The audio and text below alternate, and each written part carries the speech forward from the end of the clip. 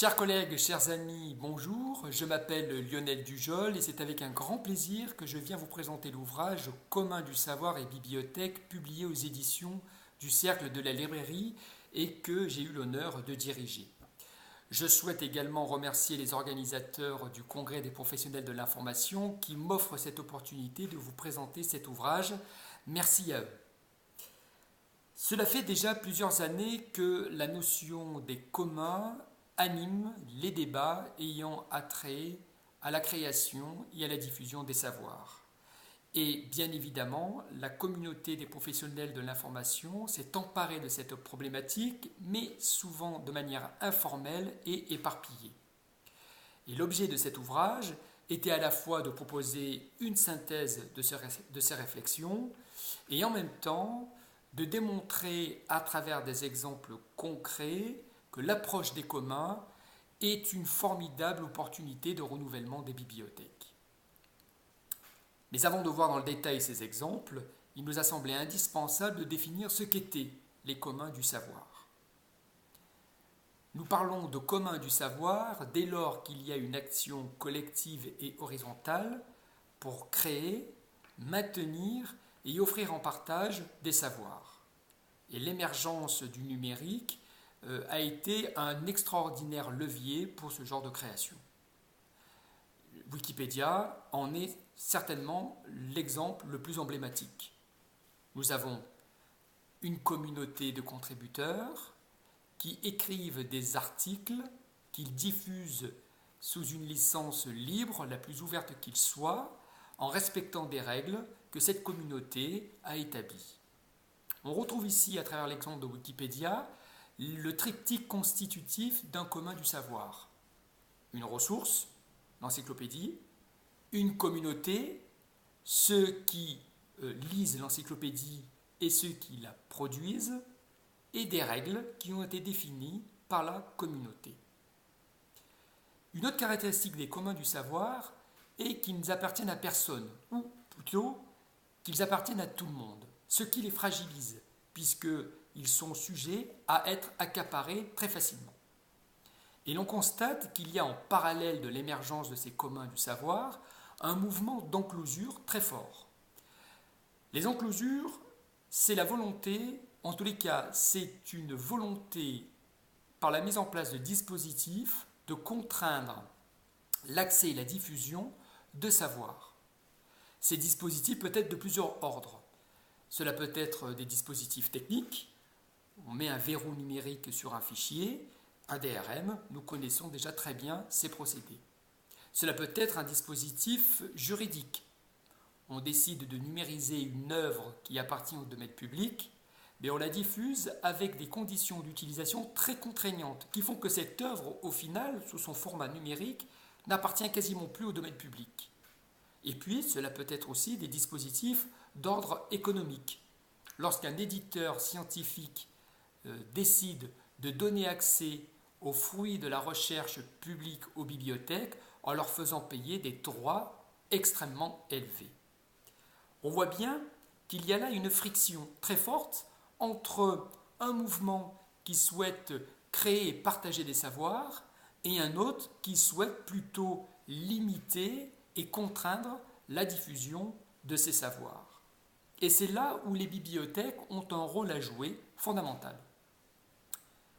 La Déclaration universelle des droits de l'homme nous indique que l'accès au savoir et à l'information est un droit fondamental. Le manifeste de l'UNESCO pour les bibliothèques publiques indique très clairement que les bibliothèques sont des institutions facilitatrices et garantes de l'accès au savoir pour tous. Et on perçoit bien ici qu'il y a un lien extrêmement étroit entre les bibliothèques et les communs du savoir. Et d'ailleurs, l'ouvrage fondateur de la pensée des communs du savoir a été coécrit par Elinor Ostrom, prix Nobel d'économie pour ses travaux justement sur les communs, et par Charlotte Hess, bibliothécaire américaine. Le lien est ici incarné par ces deux personnes. Une fois les communs du savoir définis, la suite de l'ouvrage propose d'explorer les champs des actions possibles pour les bibliothèques en faveur des communs du savoir. C'est présenté à travers 3 grands axes. Le premier s'attarde sur les bibliothèques qui ont engagé des actions pour préserver et valoriser les biens communs du savoir.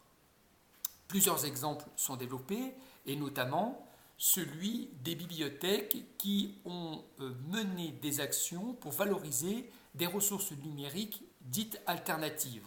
Nous attendons ici toutes les ressources numériques qui ne sont pas payantes, mais qui appartiennent souvent soit au domaine public, soit des œuvres qui sont diffusées sous des licences libres.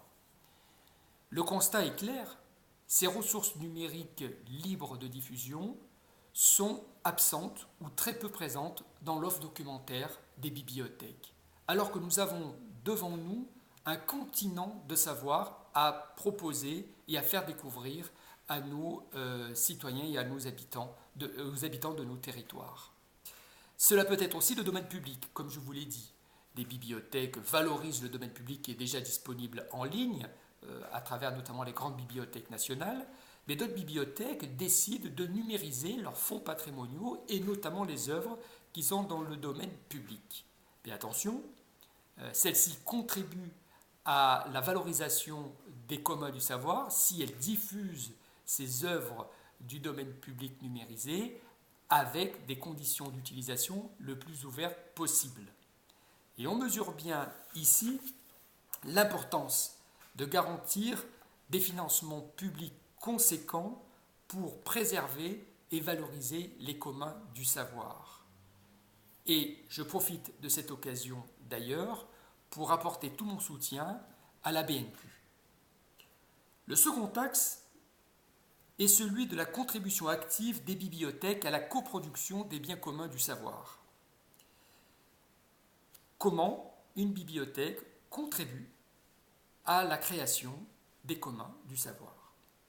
C'est par exemple pour les bibliothèques universitaires la volonté de participer au mouvement des sciences ouvertes. Elles le font par exemple par l'ouverture des données de la recherche, des données publiques. C'est le mouvement de l'open data. Elles le font également en donnant accès de manière ouverte aux résultats de la recherche publique. C'est le mouvement de l'open access et une manière d'aller à contre-courant des éditeurs scientifiques qui font payer à prix d'or l'accès aux fruits de cette recherche publique. Cela peut être aussi également l'incitation auprès des communautés d'amateurs éclairés de contribuer à l'enrichissement du savoir disponible à la bibliothèque. Je pense notamment au projet de crowdsourcing, où des bibliothèques qui ont numérisé des fonds patrimoniaux voient la description de ces documents très lacunaire et font appel aux communautés d'amateurs éclairés pour enrichir la description de ces documents. Mais la contrepartie de la participation de ces communautés est de mettre à disposition ces documents et bien évidemment ces métadonnées sous des licences libres de diffusion. On ne peut solliciter des communautés et puis contraindre derrière les usages des documents qu'ils ont participé à enrichir. Cela peut être enfin la volonté de bibliothèques de participer au projet de la fondation Wikimedia. Ça peut être organisation d'ateliers, d'écriture ou de production d'articles pour l'encyclopédie Wikipédia. Je sais notamment que le collectif Le Café des Savoirs intervient régulièrement dans le réseau des bibliothèques de Montréal pour justement organiser des ateliers d'enrichissement de l'encyclopédie collaborative. Mais cela peut être aussi des bibliothèques qui décident de faire don d'une partie de son fonds patrimonial numérisé appartenant au domaine public à Wikimedia Commons, qui permettra ensuite d'illustrer les articles de l'encyclopédie. Le dernier axe enfin de l'ouvrage est peut-être celui qui est le plus prospectif, puisqu'il propose de penser les bibliothèques comme un espace qui permet de co-gérer en son sein des communs du savoir. Alors, on voit déjà des exemples très précis et qui se diffusent très largement dans les bibliothèques. C'est celui par exemple des grénothèques, où dans l'enceinte de la bibliothèque, une ressource est proposée au partage, ici des semences qui sont fertiles et libres, et une communauté qui à la fois vient prélever des semences, mais qui en même temps vient ajouter et enrichir le fonds de graines qui est proposé.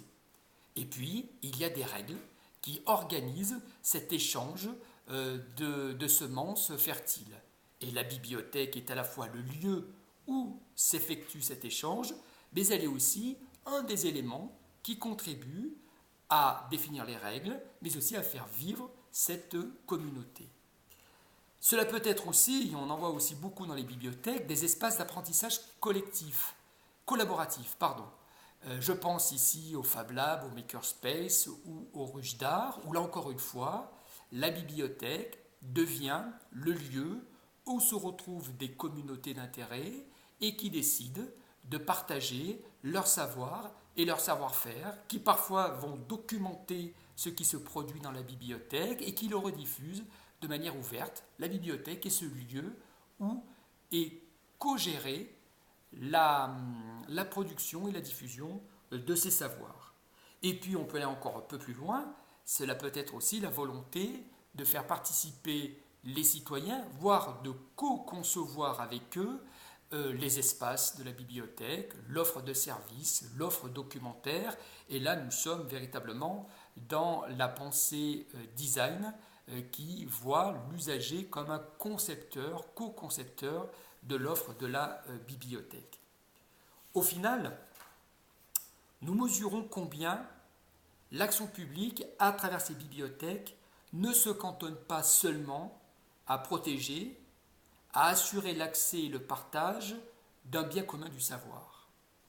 On voit bien que cette action publique et que la bibliothèque porte en elle la vivacité de l'esprit de collaboration et de partage, et qu'elle tient en éveil auprès des individus la volonté de faire ensemble et de faire en commun.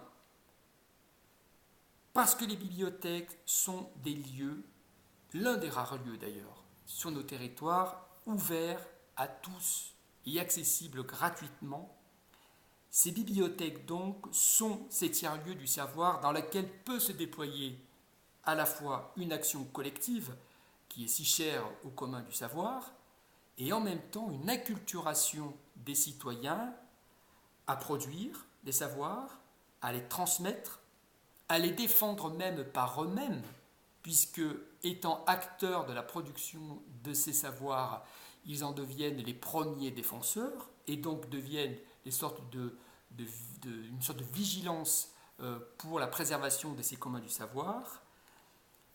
Tout cela fait que ces bibliothèques, et j'aime le dire, sont sur nos territoires des maisons communes des savoirs. Et elles doivent se présenter comme cela. Et c'est en cela que nous percevons dans l'approche des communs une perspective de renouvellement extrêmement forte des bibliothèques. En tous les cas, c'est ce qu'essaie de démontrer cet ouvrage. Pour conclure, je tiens à rendre hommage à tous les auteurs qui ont contribué à cet ouvrage. Je ne peux pas les citer, ils sont très nombreux.